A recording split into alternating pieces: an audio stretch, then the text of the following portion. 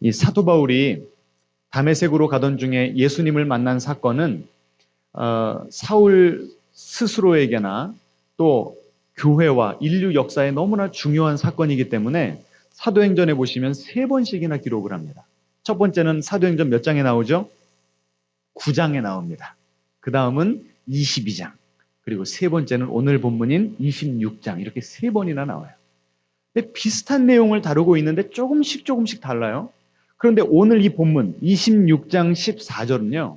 지금까지 9장과 22장에 나왔던 사울이 예수님을 만난 스토리에는 없었던 새로운 표현 하나가 나옵니다. 뭘까요? 가시체를 뒷발질하기가 너희에게 고생이니라. 자, 성경책 보시면요. 이 가시체라고 하는 거에 각주가 달렸어요. 가시체가 뭔가를 설명합니다. 제가 읽어드릴게요. 가축을 앞으로 몰기 위한 끝이 뾰족한 막대기. 자, 그 전에 고삐가 없었던 시절에 소를 몰아야 되는데 소가 이 주인 마음대로 따라줍니까? 아니죠. 자기 멋대로 가잖아요. 그러면 채찍을 때릴 수 채찍 대신에 뭘 썼냐면은 이 가시채를 썼다는 거예요. 가시채는 막대기인데 뾰족한 막대기랍니다. 그 뾰족한 막대기로 소를 어떻게 하는 거예요? 찌르는 거예요. 그러면 아프니까 아이고 이 길이 잘못된 길이구나 깨닫고 어떻게 한다는 거예요? 주인이 원하는 길로 돌이킨다는 거죠. 지금 사울을 만나주시면서 예수님께서 뭐라고 말씀하신다고요? 가시채를 뒷발질하기가 너에게 고생이다. 한번 이거 잘 묵상해 보셔야 됩니다. 지금 가시채라고 하는 표현 자체가 뭘 암시하고 있습니까? 사울이 지금까지 예수님 만나기 전까지 살아왔던 그 길이 주님이 원하시던 길이라는 거예요? 지가 원하던 길이라는 거예요? 하나님의 뜻대로 사는 거예요? 내 뜻대로 산다는 거예요? 내 뜻대로 살아갔다는 거예요. 어제도 우리가 살펴봤지만 사울은 지금까지 나는 누구보다도 하나님 잘 믿는다고 자부하던 사람이었습니다. 그런데 주님의 진리의 빛을 비춰놓고 보니까 이건 결국 누구를 위해서 사는 인생이었다고요? 나를 위해서 사는 인생이었다는 것을 지금 사울에게 가르쳐주고 계신 것입니다. 이사야서 53장에 어떤 표현이 나오죠? 우리는 다 뭐 같아서? 양 같아서 각기 제 길로 갔더니, 그 제 길이라고 하는 것은 주님이 원하시는 길과는 다른 거죠. 우리 모두의 실존이, 우리 매일매일 살아가는 삶이 주님의 뜻대로 주님이 원하시는 길을 걸어가기보다는 내 욕망 따라서, 내 욕심 따라서 내 마음 내키는 대로 따라갈 때가 많다는 것을 암시하는 거예요. 나 스스로는 나처럼 예수 믿으라고 그래 하면서도, 하지만 주님께서 우리를 정확히 내려다보시면 우리가 조금씩은 틀어져 있을 때가 많다는 거예요. 그래서 이번 특세를 통해서 우리가 해야 되는 것은 무엇인가? 궤도 수정을 해야 됩니다. 우리 앞뒤적으로 인사하겠습니다. 인생의 궤도 수정이 필요합니다. 말씀을 통해서 하나님께서 나에게 원하시는 삶이 이런 것이었구나 깨닫고 그 길로 돌아서는 그런 축복을 누리게 되시기를 주님의 이름으로 축원합니다. 자, 그런데 이렇게 지금 사도 바울이, 이 사울이, 계속 명칭이 헷갈리죠. 사울이 자기 길로 가고 있으니까 주님이 너무나 안타까우신 거예요. 그 꼴을 보실 수가 없는 거죠. 그래서 뭘 사용해서요? 가시채를 사용해서 뭐 하실까요, 지금? 찌르시는 거예요. 자, 그러면 사울의 인생에 있어서 가시채는 무엇이었을까요? 팀 켈러 목사님이 이 본문에 대해서 설교하시면서 이렇게 말씀하셨습니다. 사울에게 가시채는 스데반이었다. 우리가 어제 살펴봤죠? 스데반을 돌로 쳐서 죽이는 그 현장에 누가 있었습니까? 사울이 있었잖아요. 그것도 가장 가까이에서 사람들이 막 겉옷을 벗어 던지고는 돌로 쳐 죽이는 그 바로 가까이에서 스데반을 정확하게 봤어요. 어떤 분들은 이렇게까지 추측을 합니다. 이 스데반의 긴 설교가 기록되어 있고 어떻게 죽었는가, 죽었을 때의 모습이 어떤가를 자세히 기록하고 있어요. 이 사도행전을 누가 기록했죠? 제가 이미 답을 드렸는데 누가가 기록을 했어요. 그런데 누가는 스데반이 어떻게 죽었는지, 무슨 설교를 했는지를 어떻게 이렇게 자세하게 기록을 할 수가 있었을까요? 누가가 누구의 선교 여행에 계속 붙어 다녔어요? 사도 바울. 그러니까 이 사도 바울은요, 사울이었을 때 스데반이 죽었던 그 모습, 그때 했던 말, 그때 보였던 얼굴 표정, 그때 했던 행동, 이 모든 것이 너무나 선명하게 이 마음 가운데 각인이 되어 있었던 거예요. 하나님은, 우리 예수님은 이 사울을 주님의 길로 돌이키게 하시기 위해서 어떤 가시체를 사용하셨다고요? 스데반의 마지막 모습. 자, 좀 보여주시겠습니까? 사도행전 6장과 7장에 보시면 이렇게 나옵니다. 같이 한번 읽어보죠. 스데반을 주목하여 보니 그 얼굴이 천사의 얼굴과 같더라. 지금 즉결 처분인 거예요. 유대교의 이단화를 따르는 사람이라고 다들 지금 돌을 들고 있는 겁니다. 내가 지금 사형수예요. 죽기 직전입니다. 그런데 그의 얼굴 표정이 어땠다고요? 천사의 얼굴 같더라. 마음에 주님께서 주시는 평안이 있었다는 거예요. 여러분, 이게 인간적으로, 상식적으로 가능합니까? 억울하게 내가 지금 즉결 처분을 받는데 내 얼굴 표정이 천사와 같을 수가 있냐고요. 벌써 이것부터가 사울에게는 아니 어떻게 저럴 수 있지? 엄청난 이 충격으로 다가왔을 겁니다. 그 다음 구절 읽죠. 스데반이 부르짖어 이르되 주 예수여 내 영혼을 받으시옵소서. 자, 이게 지금 누가 한 말과 비슷합니까? 예수님이 어디에서? 십자가에서 달려 돌아가시기 마지막에 예수님께서는 뭐라고 말씀하셨죠? 아버지여. 하나님은 얼마나 붙들고 하나님과 친밀한 관계를 누리셨던 예수님께서 인생 마지막에 일평생 아버지께 내 인생을 의탁드렸던 분이 이제는 내 마지막 호흡마저도 주님께 맡겨드리는 그 장면이 지금 스데반의 죽음을 통해서 재현되고 있는 겁니다. 그러니까 어찌 보면 사울은 예수님을 살아생전 만난 적이 없어요. 하지만 스데반을 통해서 지금 어디로 지금 가서 보고 있는 것과 마찬가지예요. 갈보리 언덕에서 예수님의 그 십자가 밑에서 예수님을 바라보고 있는 것과 똑같은 경험을 하게 된 겁니다. 자, 그 다음에 또 마지막으로 뭐라고 말합니까? 주여 이 죄를 그들에게 돌리지 마옵소서, 이 말을 하고 자니라. 마치 어린아이가, 천진난만한 어린아이가 자듯이 환한 천사의 표정으로 마지막 생을 마감했다는 거예요. 근데 그 죽기 전 마지막 말이 뭐였다고요? 이 죄를 그들에게 돌리지 마옵소서. 이 또한 누구의 말씀이었습니까? 우리 예수님의 말씀이었죠. 지금 사울은 틀린 믿음을 가지고 있다고, 이단의 사상을 가지고 있다는 저 사람을 박멸하기 위해서 돌을 들고 다른 사람에게 쳐 죽이라고 선동을 했는데, 지금 이 스데반은 나를 죽이고 나를 핍박하는 사람들을 향해서 일을 가는 것이 아니라, 저 인간들을 저주하소서 하는 것이 아니라 저들을 용서하여 주시옵소서. 지금 내 속에 누구로 충만한 거예요? 예수로 충만한 거예요. 그러니까 찌르니까 입만 열면 뭐가 나오는 거예요? 예수님의 언어가 나오는 거예요. 지금 이 평화로운, 이 평안한 천사와 같은 얼굴, 나와 생각이 다르고 나를 핍박하는 사람들에 대한 용서, 하나님 아버지와의 그 친밀함, 하나님께 내 인생을 온전히 맡길 때 주어지는 천국의 그 기쁨, 이 모든 것은요, 사울이 그렇게 내가 하나님을 열심히 섬겼고 유대교를 열심히 믿었지만 내 속에는 없는 것이었습니다. 너무나 충격이었어요. 아니, 이단을 믿는다고 하는, 실패한 예수를 믿는다고 하는 스데반에게는 저런 것이 있는데 왜 올바른 그 믿음을 갖고 있다는 나에게는 이것이 없는가? 이게 사울에게는 뭐처럼 작용을 했다고요? 가시체. 한번 이 스데반의 그 마지막 모습을 보니까요, 내가 어디에 있던 무엇을 하던 계속 그 스데반의 환한 얼굴, 그가 뱉었던 마지막 말들이 내 속에서 계속 생각이 나는 거예요. 정말 예수님이 실제로 하나님이 구약의 선지자들을 통해 예언한 참 메시아가 맞다면 어떻게 되는가? 계속해서 마음의 싸움이 일어났던 겁니다.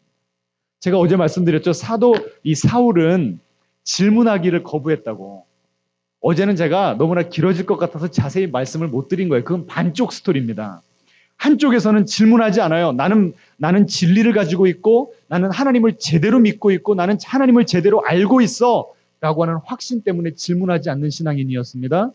하지만 동시에 마음 한쪽으로는 스데반을 만난 다음부터는 하나님이 계속 뭐 하시는 거예요? 찌르시는 거예요. 정말 예수님이 메시아라면, 스데반에게 있는 저 예수가 정말 살아있는 분이라면 계속 내 마음 가운데 이 두 마음이 갈등을 일으키고 충돌을 일으키는 겁니다.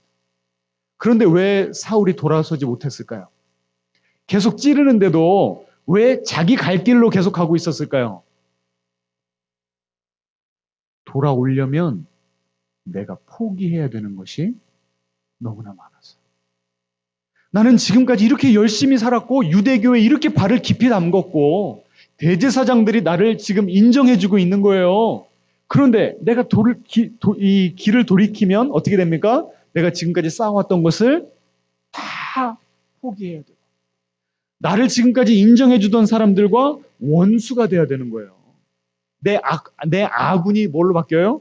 적군으로 바뀌고 내 적군이 아군으로 바뀌는. 이게 너무나 지금 나에게는 힘들기 때문에 이럴 수도 없고 저럴 수도 없고. 그래서 그 표현이 뭐라고요? 아까 그 한 장 더 위로 올려주시면 가시채를 뭐 하고 있는 거예요 지금? 뒷발질하고 있다는 겁니다. 이 가시채를 뒷발질하다는요. 그 당시에 많이 쓰였던 관용구례입니다. 이게 무슨 뜻인가 하면 불가항력적인 힘, 나보다 더 큰 존재에게 저항하는 모습을 저렇게 표현을 한대요. 그러니까 지금 사울이 누구에게 저항하고 있는 거예요? 너 지금 빨리 나한테 돌아와 하고 있는 예수님에게 저항한다는 거예요. 그런데 그 관용구에 또 다른 의미가 있는데 뭐냐면 아무리 내가 저항을 하더라도 결국은 누가 이기더라? 예수님이 이긴다. 그러니까 지금 너는 헛짓을 하고 있는 거야. 그런 의미가 저 관용구에 들어있대요. 그 말은 사울이 아무리 뒷발질을 하고 나는 아직 주님 믿을 준비가 안 됐어요. 나는 이 길로 계속 갈 겁니다. 내 고집을 피워도 결국은 누구의 뜻이 이루어진다고요? 예수님의 뜻이 이루어지는 거예요. 지금 내 마음을 보세요. 내 마음이 온전히 주님께로 지금 돌아가 있습니까?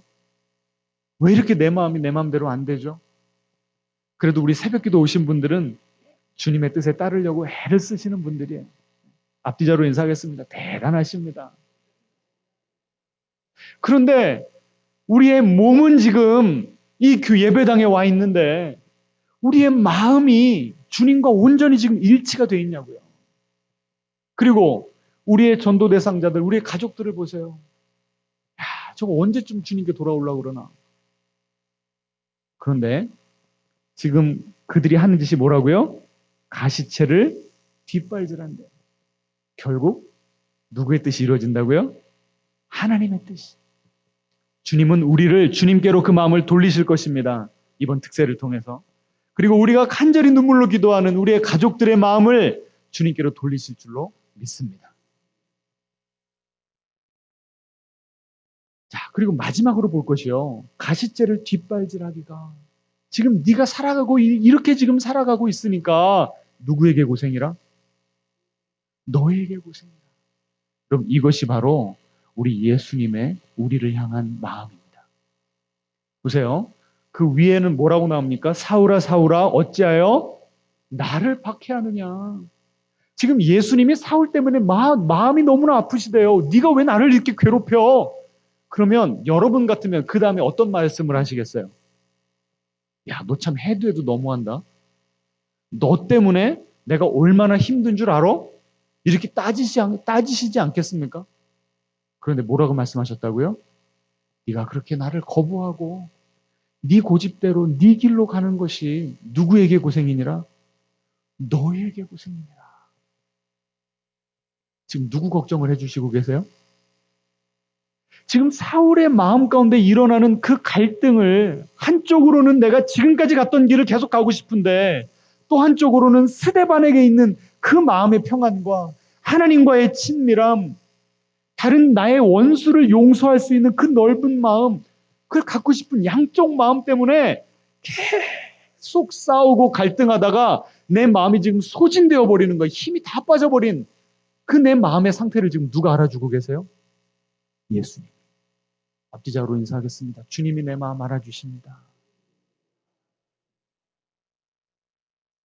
그렇게 하는 것이 너에게 고생이니라.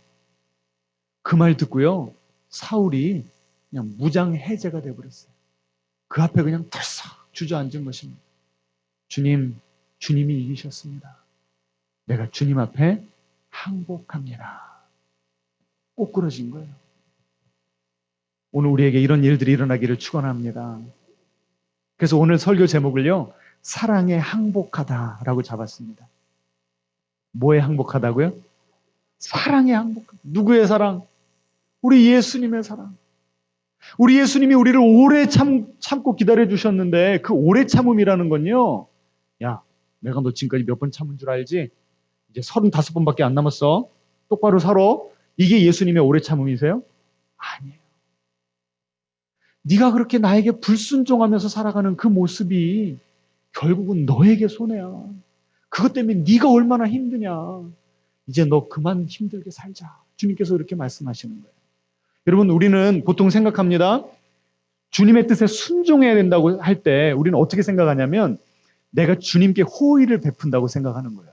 주님, 내가 주님 뜻대로 살아드릴게. 내가 내 뜻대로 사는 게 훨씬 나에게는 좋은데 내가 손해보는 장사 그냥 속는 셈 치고 해드릴게. 우리가 이렇게 생각할 때 있어요, 없어요? 우리는 솔직히 순종이 쉽다고 생각해요? 불순종이 쉽다고 생각해요? 불순종이 쉽다고 생각하죠. 그런데 주님께서는 뭐라고 말씀하세요? 불순종하는 것이 누구에게 고생이라? 나에게 고생이라. 앞뒤자로 인사하겠습니다. 불순종하면 내가 고생합니다. 순종하는 것도 때로는 죽는 것처럼 어려울 때가 있어요. 경험해 보셨죠? 그런데 불순종하면요, 내가 죽어요. 계속 그 그릇된 길로 끝까지 내고집 피우고 가다가는 내가 죽어요. 그럼 누가 손해인 거예요? 내가 손해인 거죠. 지금 주님이 우리를 보시면서 너무나 지금 속이 상하신 거예요. 여러분, 10대 자녀, 지고집 피우는 10대 자녀 키워보신 부모님들 아시죠? 내가 보면 그릇된 길로 가고 있어. 지 인생을 지금 깎아먹고 있어. 시간을 허비하고 재능을 허비하고 저렇게 살면 안 되는 걸 아는데 아무리 말을 해줘도 들어요, 안 들어요? 네? 들어 먹어야 말이지. 그때 그 부모의 애끓는 심정으로 지금 사울을 바라보시면서 예수님이 이렇게 하는 것이 너에게 고생이다. 그리고 고생하는 너를 바라보는 내 마음이 지금 갈기갈기 찢어진다. 주님께서 말씀하시는 거예요.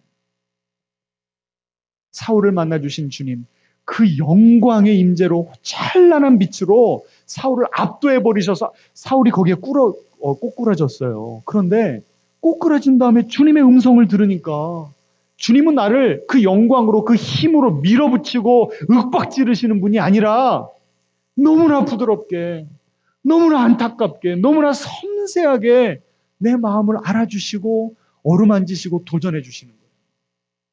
그 앞에서 무장해제가 되고 그 사랑 앞에 항복하는 그런 사울의 모습. 오늘 우리에게 동일하게 일어날 줄로 믿습니다. 말씀을 맺겠습니다. 지금 여러분에게는 주님께서 어떠한 가시채로 여러분을 찌르고 있습니까? 어떤 분들에게는 그것이 고난일 수 있어요. 어떤 분들에게는 내 뜻을 하나님께서 좌절시키시면서 앞길을 막으시면서 이제 나에게로 돌아와라. 나에게로 돌아올 때만 진정한 축복과 평안이 있다. 말씀하실 수 있어요. 여러분 오늘 한번 기도하시면서 주님, 내 닫혀진 눈을 좀 열어주십시오. 주님께서는 계속 너무나 안타까워서 나를 찌르고 계신데 내가 그냥 귀를 막아버리고 눈을 닫아버려서 내 욕심대로 내 고집대로 그 길을 가고 있다면 주님, 이제 내가 돌아서겠습니다. 그렇게 살다 보니 내가 지쳤습니다. 한쪽으로는 세상을 바라보고 한쪽으로는 주님을 바라보면서 양쪽에서 갈팡질팡하다가 소진되어 버린 내 영혼을 알아주시는 주님께 이 시간 나와서 무릎을 꿇으니 나를 변화시켜 주시라고. 내가 그 주님의 사랑에 압도되어서 주님께 항복하는 인생 살겠습니다. 그렇게 고백하는 우리 모두가 되기를 주님의 이름으로 축원합니다.